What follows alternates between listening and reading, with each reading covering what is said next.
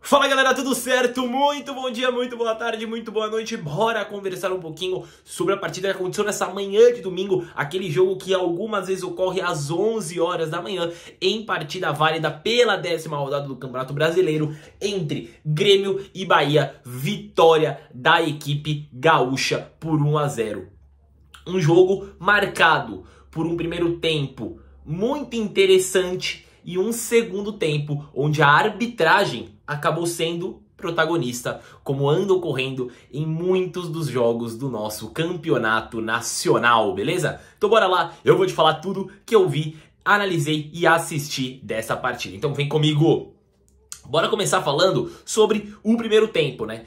E antes eu vou passar as escalações de ambas as equipes, tá? Porque com as escalações talvez fique mais fácil de entender tudo que eu estou falando referente às formas que ambas as equipes, né, que as equipes estavam atacando, beleza? Só tô abrindo aqui as escalações e aí vai ficar tudo mais fácil, mais dinâmico para o entendimento. Então vamos lá, escalações abertas aqui. O Grêmio foi a campo com Thiago Volpi no gol, João Pedro na lateral direita com Wagner Leonardo, Walter Kahneman e Marlon na lateral esquerda, né? Um meio campo que tinha Vilhaçante, Dodi e Cristaldo, e mais à frente Oliveira, Bright White e Amuzu, ok?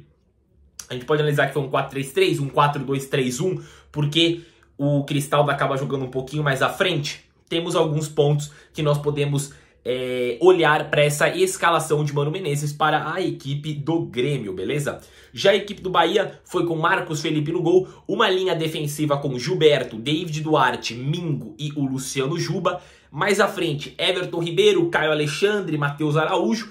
Talvez uma outra linha mais à frente, né, com Cauli e o Eric Puga. E no 9, né, que na teoria é naquele 9 que a gente conhece como um 9, mas o atacante da equipe sendo o Lucho Rodrigues. O que eu quero falar sobre esse jogo foi que o Grêmio atacava muito usando as pontas, né? Em certo momento no jogo, o Mano Menezes até pede para a equipe usar mais o lado esquerdo, usando o Amuzu. A equipe atuou muito pelo lado direito com o João Pedro e com o Oliveira. Oliveira que acaba saindo no intervalo para a entrada do Pavon. O primeiro tempo do Grêmio foi esse primeiro tempo. Primeiro tempo que usava muitas pontas para buscar os ataques. Já o Bahia, é o que eu falo. O Bahia venceu? Não venceu. O Bahia vence todos os jogos? Não vence todos os jogos. O Bahia é um time que eu gosto de assistir? Sim, eu gosto de assistir o time do Bahia. Por qual motivo eu gosto tanto de assistir o time do Bahia? As formas de ataque. É muito comum eu chegar aqui e falar os times estão atacando usando as pontas. E foca muito nas pontas. Ultrapassagens, algumas vezes nem tem ultrapassagens, são apenas cruzamentos. Em outros momentos acaba tendo ultrapassagens. O Grêmio em certos momentos acabou tendo certas ultrapassagens. Porém o Bahia é diferente. O Bahia ataca pela ponta? Ataca. É algo que os times têm que usar. Porém o Bahia também ataca pelo meio. Troca rápida de passes nos espaços permitidos, nos espaços deixados pela zaga do Grêmio, principalmente no meio campo. E foi assim que o Bahia fez o seu primeiro tempo. Triangulações muito rápidas, bolas muito rápidas, passes muito dinâmicos. Eu acho que até por isso que o Lúcio Rodrigues acaba entrando. O Lúcio Rodrigues acaba sendo um jogador muito flexível, né? Ele fez uma boa partida hoje, na minha visão, apagado. A única chance realmente que ele teve uma cobrança de falta onde o Volpi fez uma boa defesa. Porém, ele acaba sendo um jogador muito dinâmico. Então, para essa movimentação de toques rápidos, ele acaba ajudando muito. Eu acho que o William José também pode fazer isso. O William José, a gente tem aquela visão dele ser um jogador muito... aquele atacante característico, né? Durão, essas coisas. Não, ele tem sim uma certa mobilidade, ele pode sair algumas vezes da área, porém talvez para esse jogo mais rápido, o Lúcio Rodrigues acaba sendo melhor. Porém, o Lúcio Rodrigues acaba sumindo muitas vezes, né? Falta esse jogador... Porque em algumas vezes essas jogadas acabam indo para ponta, ultrapassagens e falta aquele pezinho na área. Pode sim estar a presença de um jogador do meio. Muitas vezes o Jean Lucas chega aparecendo na área, mas em outros momentos pode ser o Lúcio Rodrigues, só que ele acaba recuando muito e não tem esse espaço na área, que o William José talvez teria, né? Ou seja, acaba tendo essa pequena mudança. Na forma de defender, o Bahia dependia numa 5-4-1. Não, é numa 4-5-1, coloquei errado. O Bahia defendia numa 4-5-1, o que já era esperado, né? O único jogador do Bahia que ficava realmente na frente era o Lúcio. Aí formava uma linha com Matheus Araújo, Caio Alexandre, Everton Ribeiro, Eric Puga, Matheus Araújo, Caio Alexandre, Everton Ribeiro e Cauli. E a linha defensiva, que foi o que eu disse.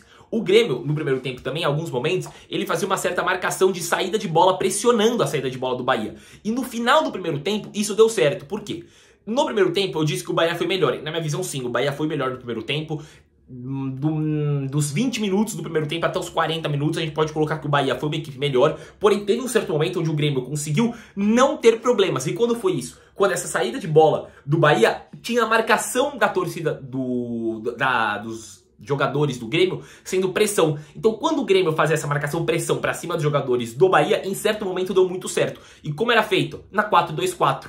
Né? O Cristaldo, ele subia a linha, saía do meio, virava uma espécie de atacante pela direita, com o Bright White sendo o atacante pela esquerda, o Oliveira indo pela direita, o Amuzu indo pela esquerda, e aí ficava apenas no meio Vilha Sante e Dodi e a linha defensiva. Essa marcação-pressão, em muitos momentos, no final do primeiro tempo, deu muito certo e fez com que o Grêmio não sofresse tanto como o Bahia estava fazendo com que o Grêmio sofresse. Quando a partida vai para o segundo tempo, acontece uma pequena queda, né?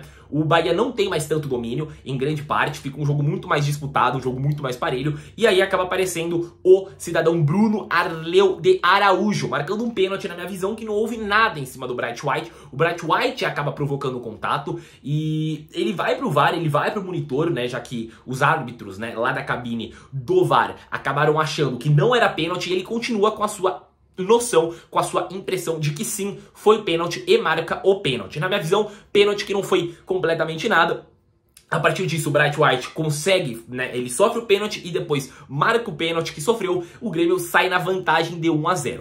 A partir desse ponto, depois disso, o Bahia consegue recuperar a ter a bola, o Bahia passa a atacar mais pelas pontas, mas em alguns momentos ainda assim busca esse toque rápido pelo meio, triangulações muito rápidas, que algumas vezes acabam caindo pela ponta, outras vezes acaba caindo pelo próprio meio, e nisso aí o Bahia consegue ser efetivo em algumas vezes, né, consegue ter chances, algumas finalizações perdidas. O Bahia nesse jogo em específico acabou perdendo um número muito grande de chances que não pode desperdiçar, ainda mais num campeonato como o brasileiro, que são 38 rodadas, ou seja, você ser um time estável acaba ajudando muito, e além do mais, um jogo fora de casa que acaba sendo ainda mais difícil, e isso é normal no futebol, né? Quando você joga fora de casa, você tende a ter um jogo mais difícil, onde você tem que aproveitar melhor as chances que aparecem para a sua equipe.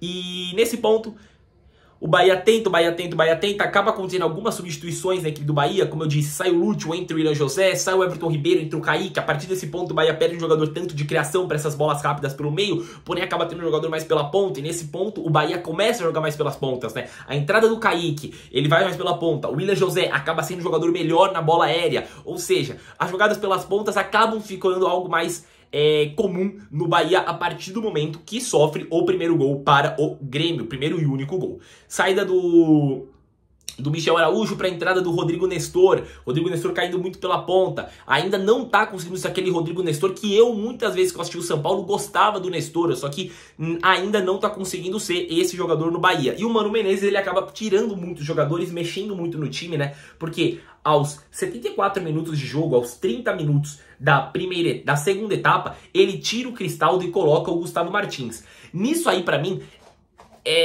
deu certo porque o Grêmio não tomou gol. Porém, o Bahia, que já era um time que tinha mais a bola, começa a ter ainda mais a bola, e o Grêmio começa a ter ainda mais dificuldades para conseguir ter a bola, porque tira um jogador que consegue ter esse controle, consegue segurar a bola, como é o caso do Cristaldo, e coloca mais um zagueiro, que é o Gustavo Martins, isso no momento que ainda faltava 15 minutos para os acréscimos. Então, eu acho que não é assim que tem que funcionar. O Grêmio tava conseguindo, você faz pequenas mexidas, talvez puxa um jogador um pouquinho mais para trás no meio campo, não coloca um zagueiro, o Grêmio não iria sofrer tanto. Você colocar um zagueiro fez com que o Grêmio perdesse criação, perdesse a possibilidade de ter ainda mais a bola, e fez com que o Bahia tivesse mais ela, porém, óbvio, não conseguiu ter grandes chances assim, ou as chances que teve, não conseguiu concretizá-las de forma eficiente para o gol, e a partir disso o Grêmio consegue a vitória por 1-0, né? Tem outro lance no final do jogo, um lance de expulsão do Caio Alexandre, que é outro típico lance que eu falo, é o árbitro refém do VAR. O árbitro está totalmente refém do VAR,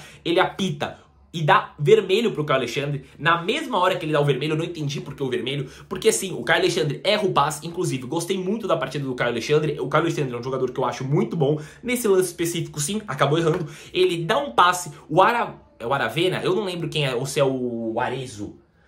Não vou lembrar quem é o jogador envolvido nesse lance, tá? Peço até perdão, mas realmente eu não vou conseguir lembrar. Talvez o Aravena, talvez o Arezzo. Recupera a bola, consegue interceptar o passe. E pra não sair, né, tendo um espaço bom no campo livre, o Caio Alexandre acaba fazendo a falta. Sim, ele puxa a camisa do jogador do Grêmio, faz a falta. E nesse mesmo momento o Bruno Arleu já chega com cartão vermelho para dar ao volante do Bahia. Porém, na minha visão, não fazia sentido nenhum ter o vermelho. Por quê? Ao lado esquerdo do jogador do Grêmio, tinha um jogador do Bahia que em velocidade podia chegar... podia chegar no jogador do Grêmio, porque uma coisa é você correr tendo que ter domínio com a bola, outra coisa é você correr indo em direção à bola. A corrida sem ter a bola acaba sendo mais rápida, porque você não tem que equilibrar a bola com corrida. E além de tudo, foi uma falta antes do meio de campo. Então ainda assim tira mais essa tese de último homem ou chance clara de gol, porque é uma falta de antes do meio de campo. E o Bruno Arleu estava de frente para a jogada. Ele conseguiu ver onde foi a falta, ele conseguiu ver que tinha um jogador do Bahia ao lado esquerdo, ele conseguiu ver que a falta foi antes do meio de campo, mesmo assim ele deu vermelho. O VAR o chama, ele vai para a televisãozinha e tira o cartão vermelho, dando o amarelo pro Caio Alexandre, que era o certo. Porém, tudo que ele viu no VAR, ele conseguia ver sem precisar do VAR. Refém do VAR de um jogo onde a arbitragem acabou sendo um grande protagonista em toda a segunda etapa. É o que eu falo. O Grêmio pode ter sido ajudado? Não é ajudado. Erros acontecem para ambas as equipes, sendo a favor ou sendo contra. O Grêmio está sendo prejudicado em muitas rodadas. Muitas rodadas o Grêmio está sendo prejudicado. Na Copa do Brasil foi prejudicado. Hoje o Bahia foi a equipe prejudicada. E todo dia alguma equipe é prejudicada. E a outra por esse, né? Eu não vou nem falar que outras equipes acabam sendo beneficiadas. Não. Mas a cada dia equipes são prejudicadas por erros de arbitragem. Seja erros que a arbitragem realmente erra e o próprio VAR erra. Seja erros que a arbitragem erra, o VAR chama para consertar e a arbitragem continua com seu próprio erro, o árbitro de campo. São erros e erros que acabam frustrando os torcedores e os times desse Campeonato Brasileiro, que merecia ter uma arbitragem melhor, porém os árbitros também mereciam ser melhores recompensados, o árbitro merecia ser uma profissão, né, de carteira assinada e por aí vai, certo? Uma profissionalização dessa profissão, beleza? Esse foi o vídeo sobre Grêmio 1, Bahia 0. Se você achou até aqui, verifique se você está inscrito no YouTube, se você segue o perfil no TikTok, o comentário e o compartilhamento nas duas plataformas ajudam demais, assim como o joinha no YouTube e o coraçãozinho no TikTok, certo? Eu sou o Gabriel Pio, esse foi o vídeo sobre Grêmio 1, Bahia 0. À tarde eu volto com o jogo do Flamengo e Palmeiras, depois tem Vitória e Santos e vai ter vídeo de tudo isso aqui. Muito obrigado por você que assistiu até aqui, um bom dia, uma boa tarde, uma boa noite, a depender do momento que você estiver vendo esse vídeo. Valeu!